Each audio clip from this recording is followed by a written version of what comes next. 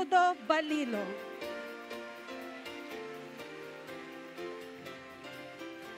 Hello po. Sige po, pwede na po tayong magsiupo po. Opo. Maraming salamat po kay Ma'am Cynthia Tadong. Siya po ay aking teacher po sa English po nung high school. Sa atin pong principal, Ginoong Jessie V. Vasquez, sa kawaksing pansangay na tagapamanihala ng mga paaralan na si Dr. Elias A. Alicaya, Jr., sa kawaksing tagapamanihala ng mga paaralan, Ginoong Herbert D. Perez, Ginoong Gregorio Mueco, Ginoong Gregorio Co. Jr., sa punong tagapayo ng grade 10 na dati ko pong teacher din po sa Filipino nung high school, kay Ma'am Elizabeth Zeta, sa ating puno ng sangay sa operasyon ng pamamahala ng mga paaralan, kay Ginang Elizabeth M. De Villa, sa ating tagamasid Pampurok, Ginang Cynthia Marquez. Gusto ko rin pong batiin yung aking advisor nung high school po, high school nga. Kay Sir Vinyas at sa teacher ko po nung sa history no second year kay Ma'am Cuevas po. Saka kay Ma'am Christy Mercado po. Sa lahat po ng mga magulang at mga estudyante, mga completers po ngayon, magandang umaga po sa inyong lahat. Bago po tayo magsimula, ay maaari po ba pwede po ba natin palakpakan muna ating mga sarili? Sige. Malakas na malakas po para po sa inyong mga sarili at para sa ating mga magulang. Actually, kayo po talaga ang bida ngayong araw na to, gaya po nasabi ni Sir Vasquez po. Okay lang ba sabihin nyo sa katabi nyo ngayon lang kita nakitang ganyan ka-cute? Tapos sagutin mo, ay talaga, sige, papaypayan kita. Ayan. Alam niyo po, taong 2020 po na magkaroon po ng lockdown dahil po sa COVID-19 pandemic at dalawang magkasunod na taon po na naging online po itong ginagawa natin na completion rights. Pero tayo po ay nagpapasalamat dahil ngayong taon po na ito ay nagkaroon po tayo ng pagkakataon na gawin po ito ng face-to-face. At iba pa rin po yung pakiramdam na ikaw ay personal na umakyat sa stage at makasama po ang inyong mga batchmates at magulang. At ako rin po ay nagpapasalamat sa Quezon High na ako po inyong inimbita po para magbahagi po dito sa event po na ito. Ako po ay masaya na makasama po kayong lahat ngayong araw na ito. Ako po ay inimbitahan dito dahil po sa tema tungkol sa pagiging masigasig po sa mga pangarap at pagiging matatag po sa mga pagsubok. At ngayon pong umaga po na ito ay gusto ko pong ibahagi sa inyo. Ako po ay ipinakilala ni Ma'am Cynthia bilang isang doktor. Pero gusto ko pong ikwento sa inyo kung ano po yung aking pinagmulan at kung ano po yung aking mga napagdaanan.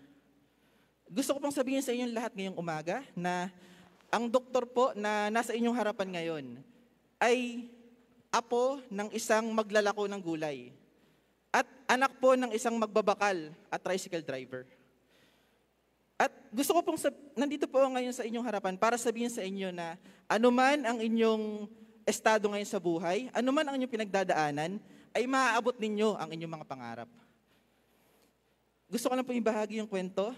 Yung akin pong lola noon ay may 10 anak.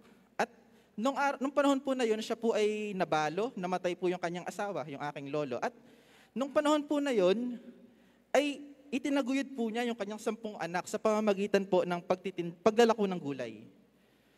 Yung pong 10 magkakapatid ay nagtulungan din naman po. Pero sobrang hirap at kakulangan po yung naranasan po nila nung panahong yun. Pero sa kabila po ng kanilang kakulangan at hirap na naranasan noon ay iginapang po nila yung kanilang pag-aaral.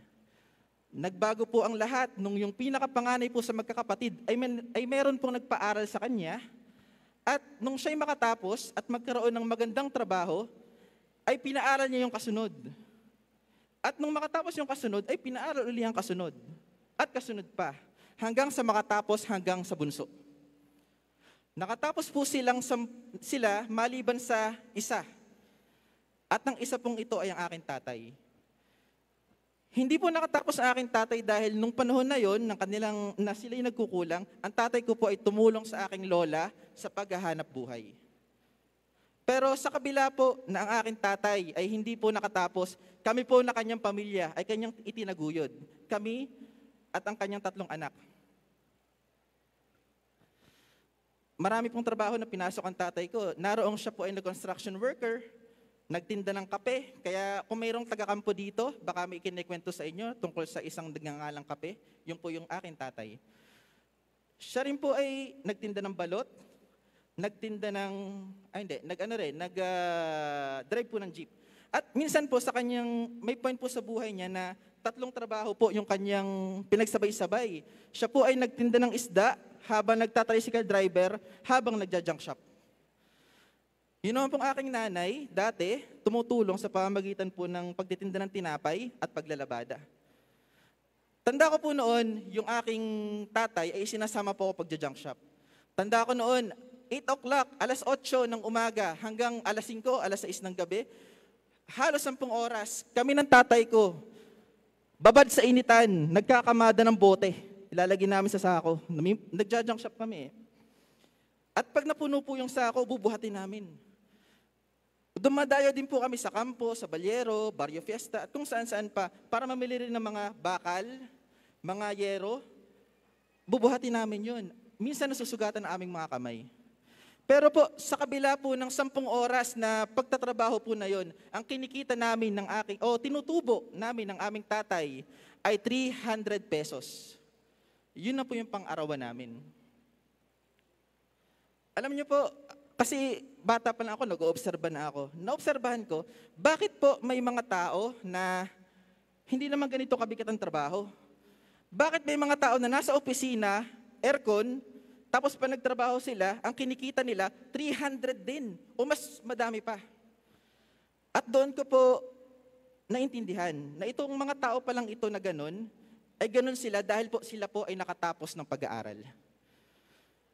Alam niyo po, ang aking nanay at tatay ay masipag, marami sila po ay nagtatrabaho, pero minsan po, naririnig ko po ang aking nanay at tatay na nag-uusap. Sabi nila, nag-uusap sila na wala na raw pambayad sa Meralco, na wala na raw, ubos na raw ang uling para panluto namin, na meron daw utang sa tindahan. Alam niyo po, minsan po, ako po'y nagutom at magsasaing sana ako. Kinuha ko po yung aming bigasan, yung aming kaserola, pero pagbukas ko ng aming bigasan, ito po ay walang laman. At doon po ako nagsimulang mangarap. Ang sabi ko, balang araw, makakatapos ako ng pag-aaral. Balang araw, hindi na namin kakailanganin pang umutang. Balang araw, hindi mawawala ng laman ng aming bigasan at hindi kami kakapusin ng pambayad sa Meralco. At bata pa lang po ako, naintindihan ko na ang susi po para makaahon sa kahirapan, para sa magandang kinabukasan, ay ang makatapos po sa pag-aaral. Gusto ko lang pong sabihin po muna sa ating lahat na, alam niyo po, ang halaga at ang dignidad po ng isang tao talaga ay hindi naman po talaga nakasalalay sa kanyang natapos. Kahit ano po ang natapos ng isang tao, mataas man o mababa, nakatapos man o hindi, siya ay dapat irespeto at igalang. Meron lang po talagang mga pangyayari, kagaya po sa tatay ko, na kaya hindi po siya nakatapos ay dahil tumulong siya paghahanap buhay po sa aking lola. Pero natutunan ko po na kung gusto nating mas maginhawa ang ating buhay, tayo po ay magtapos sa pag-aaral. Alam ko, yung iba sa atin dito, may mga kilala kayo na hindi naman nakatapos pero naging matagumpay. Yung iba yumaman, yung iba sumikat. Pero sa aking karanasan, kung ikukumpara sa kabuuan, mas kukunti po sila. Para sa akin, mas maganda pa rin po na tahakin natin ang landas na sigurado. Kaya po nung bata pa lang po ako, naintindihan ko po yun, ay pinagbutihan ko po talaga ang aking pag-aaral. Ako po nung elementary, mula grade 1 hanggang grade 6, ay consistent honor student. Naging panlaban po ako sa mga contest. Then, pag-graduate po ng elementary, ako po ay naging batch valedictorian. Kasunod ng elementary, gumraduate, nag-high school sa Quezon High.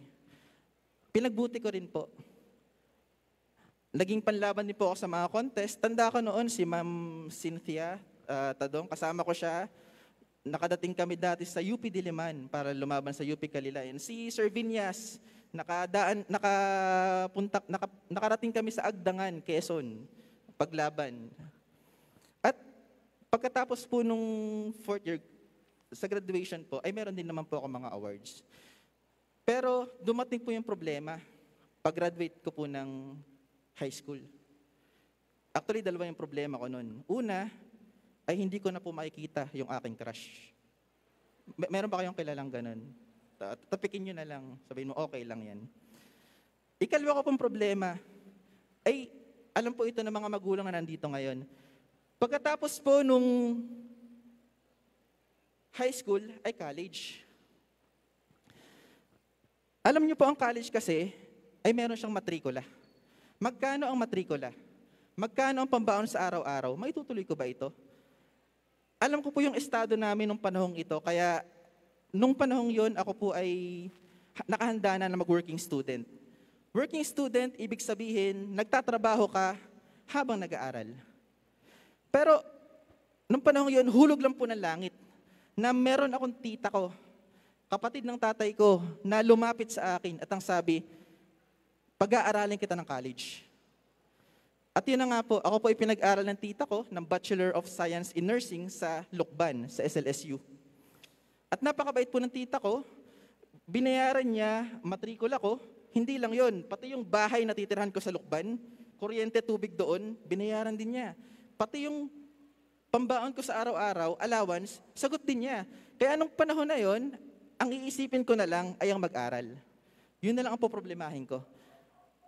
Pero alam niyo po ba yung nursing? Meron bang gusto maging nurse dito? Hindi ko alam pero sa aking karanasan, ang nursing ay hindi madali. Ang hirap ng mga minememorya na minsan pakiramdam ko ay puputok na yung ulo ko. At dahil nga doon, minsan gusto kong tumawag sa tita ko sa cellphone, sasabihin ko, tita, ang hirap, ayaw ko na, titigil na ako. Pero sa tuwing may isip ko po yun, naiisip ko po yung aking mga tito. Kasi po, yung mga tito ko, nung panahon na sila naghihirap, ay gustong-gusto nila makatapos ng pag-aaral. Meron po isang tito, alas 4 or 4 o'clock ng madaling araw, siya po ay gigising. Siya po ay maglalako ng pandesal sa kampo.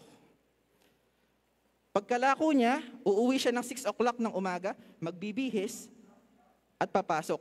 Yung perang kinita po niya sa paglalako ng pandesal, yun po yung kanyang gagamiting pambaon para sa araw na yun.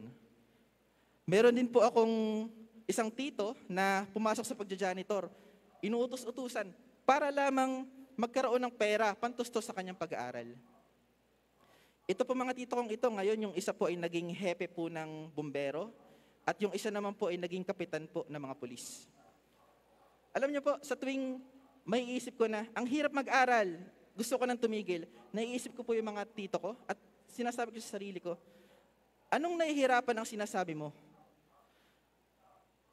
Yung mga tito mo, nag-working student, ibig sabihin nagtatrabaho habang nag-aaral.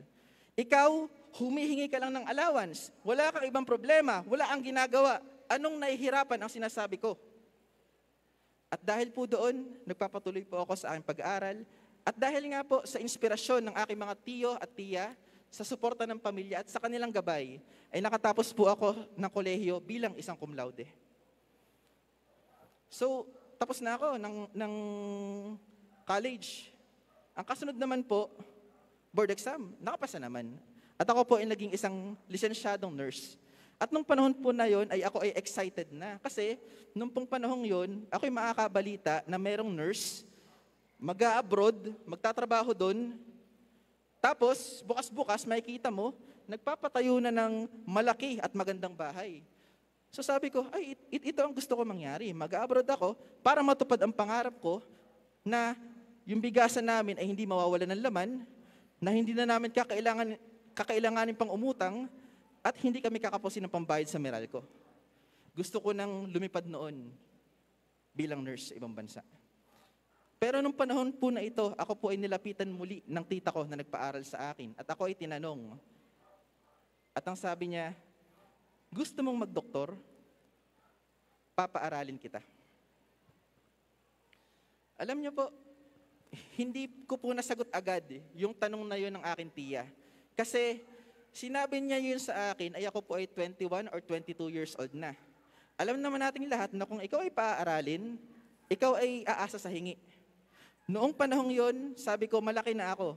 Ayaw kong umasa sa hingi, Gusto ko nang magkaroon ng sarili kong pera. Gusto ko nang makatayo sa sarili kong paa.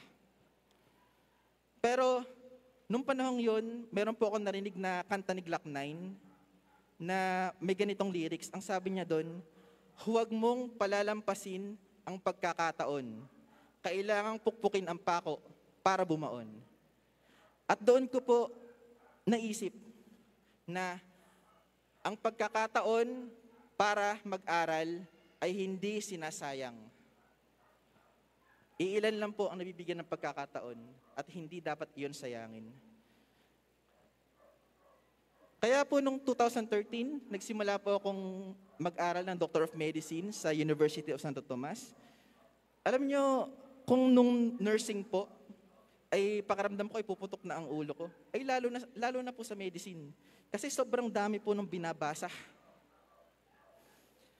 Dagdag pa po yung kapag rush hour sa Maynila. Inaabot po ako noon ng 4 na oras bago po makauwi sa aking inuuwian noon sa Novaliches. Kaya ang ginagawa ko noon para hindi ako bumagsak, ay ako po ay nag-aaral at ako'y natutulog lang ng 4 na oras kada gabi. Sa loob po ng 4 o 5 araw, babawi na lang ako ng tulog sa ika-5 o ika-6 na araw. Dumagdag pa po yung clerkship. Clerkship, meron po siyang 24 hours na duty. 24 hours kang gising at duty. Awa po ni Lord, nakagraduate din naman. Pagkatapos po nun, postgraduate internship. Tapos board exam, nakapasa naman po sa board exam. At ngayon po ay doktor na po, na nandito po sa inyong harapan at nagsasalita sa inyo ngayon.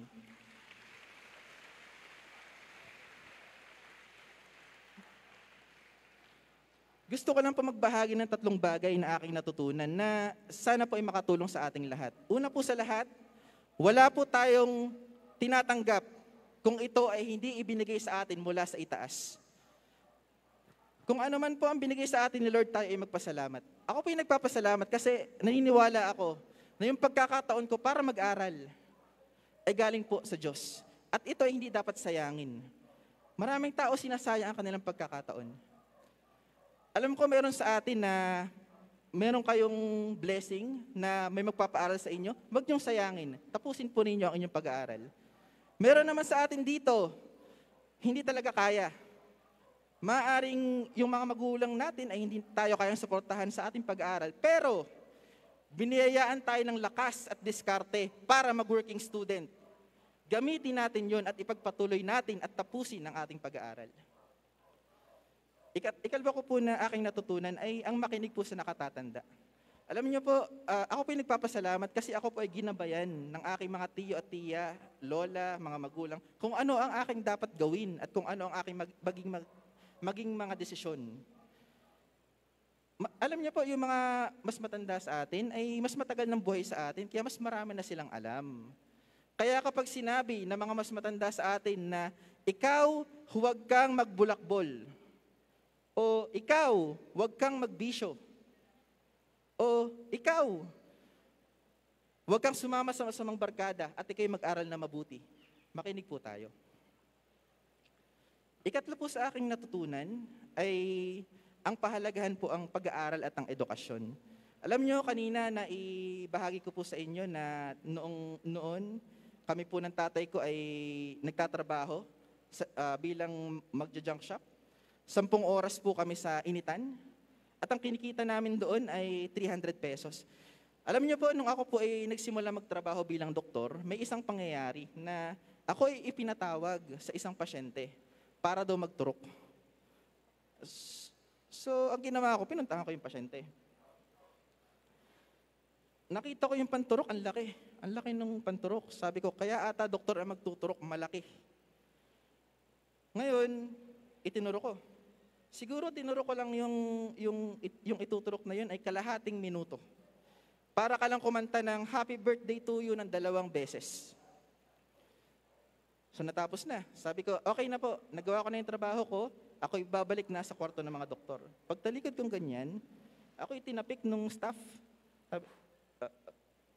Siyempre, tinapik, lilingon ka. Paglingon kong ganyan, inabutan ako ng 300 pesos. Sabi ko, 300, ano po ito? Sabi sa akin ng staff, Dok, Iyan yung bayad sa inyo sa pagtuturok nyo. Sabi ko, okay. Dahil pinagtrabahuhan ko, tinanggap ko. At tanda ko noon, hawak-hawak ko yung 300 na yon, ako'y bumalik sa aking kwarto. Nakatingin ako, sabi ko, itong 300 na ito dati, 10 oras namin pinagtatrabahuhan ng tatay ko, babad pa sa initan. Pero nung panahong yun, nakuha ko siya ng kalahating minuto lang. Sabi ko, ganito pala kapag nakapag-aral. Alam nyo, naalala ko yung mga dinaanan ko po mula elementary, high school, college. Sabi ko, buti na lang hindi ako sumuko. Buti na lang hindi ako tinamad. Buti na lang hindi ako nagloko. Buti na lang hindi ko sinayang ang pagkakataon ko para mag-aral. Alam nyo po, nasa pag-aaral po ang magandang kinabukasan natin. Pero po sa pagdaan po ng panahon ay nagbago po ang aking pananaw. At ito po yung huling gusto kong ibahagi sa inyong lahat. Alam nyo, naintindihan ko po na kahit ano pa po ang taas ng iyong pinag-aralan, kung hindi ka rin naman magtatrabaho, ay wala kang kikitain, hindi rin magiging maganda ang iyong buhay. Ang ibig ko pong sabihin ay, kapag ikaw ay nag-aral, nakapagtapos, nagkaroon ng magandang trabaho, kung ikaw ay ginagawa ang iyong trabaho ng maayos, ikaw ay kikita. At doon na magsisimula ang magandang buhay. Noon po, pag ako ay tinatanong, bakit ka nag-aaral? Ang aking isinasagot noon ay, edi para magkaroon ng magandang trabaho, magkaroon ng magandang kita, magkaroon ng magandang buhay. Pero ngayon po, kung ako ay tatanungin, kung bakit po ako nag-aral, ay ito ang aking isasagot. Ang sasabihin ko po ay, ako po ay nag-aral upang maging mas mabuting bersyon ng sarili ko. Ako po ay nag-aral upang makatulong sa ibang tao at magkaroon ng pakinabang sa lipunan. Alam niyo po, yung aking pagiging doktor, sa totoo lang, iniisip ko sabi ko, kahit anong oras, pwede siyang mawala. Pwedeng may mangyari, tapos hindi na ako doktor. Hindi ko alam, wag naman sana. Pero alam niyo po ba, walang halaga ng pera na makatutumbas. Kapag merong isang taong nahihirapang huminga, na lumapit sa akin, na ginamot ko, na maya-maya ay nakangiti na. Tapos sasabihin, Dok, okay na ako, uwi na ako. Na meron pong isang pasyente na inatake sa puso, na dahil nabigyan ko siya ng lunas, ay humaba po ang buhay niya. Na meron pong pasyente na 1 linggo nang nilalagnat, pero dahil binigyan ko siya ng tamang gamot, siya ay gumaling. Noon po, may mga nagpapatingin sa akin, at pagkatapos nilang magpatingin, sila ay nagtitinginan at nararamdaman at nalalaman ko na sila ay walang-wala. Alam niyo po, kapag sinabi ko na, okay lang, libre na po itong konsultasyon, ramdam ko yung kanilang salamat. Sa atin pong mga completers ngayong umagang ito, alam ko 2,000 plus po tayo. Kahit ito na lang po ang inyong matandaan sa lahat po ng sinabi ko. Mag-aral po kayo. Oo, para magkaroon ng magandang kinabukasan. Pero mag-aral din po kayo para makatulong sa inyong kapwa at magkaroon po ng pakinabang sa lipunan. Alam niyo po, marami pong edukado ngayon ang nanglalamang sa ibang tao. Huwag na po tayong sumali sa kanila. Uulitin ko po, mag-aral po kayo, hindi lamang para magkaroon ng magandang kinabukasan, kundi upang makatulong sa kapwa at magkaroon po ng pakinabang sa ating lipunan. Muli po, magandang umaga sa inyong lahat. Pwedeng palakpakan po natin ating mga completers ngayong araw na ito at maraming salamat po.